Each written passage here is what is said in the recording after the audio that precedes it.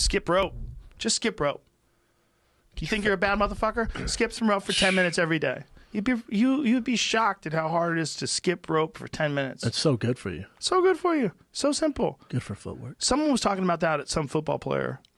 I forget what the story was, but he was talking to this other football player's kid, or this other guy's kid who wanted to play football. And he's like, do you skip rope? And he's like, no. He goes, well, why don't you skip rope?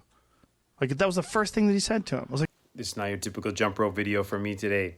I'm coming to you today from the couch for a very specific reason. I was recently exchanging emails with a young lady in her 30s who was, until very recently, suffering from plantar fasciitis.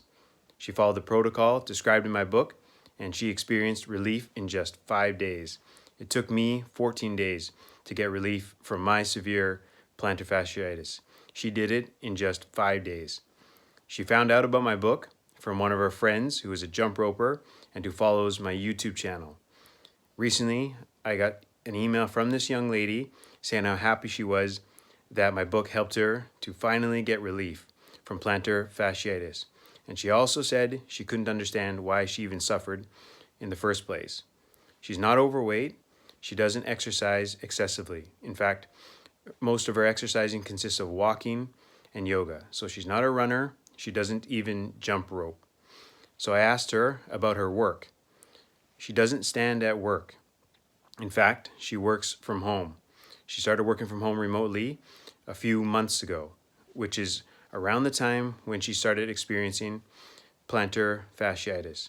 So I asked her about her sitting habits. She doesn't sit at a desk. She sits and works typically using her laptop from her couch. A lot of times when people are seated at a couch, they might point their feet like this, with their toes pointed down like this in plantar flexion, as opposed to this with the feet up, with the toes up in dorsiflexion. So if you're seated with your feet pointed down like so at an angle, that engages a lot of muscles of the lower legs.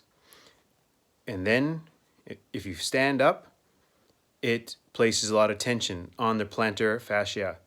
Doing that repeatedly for long periods of time over several weeks can result in plantar fasciitis. So you're going from plantar flexion and then all of a sudden you're standing up. It can put a lot of strain on the plantar fascia.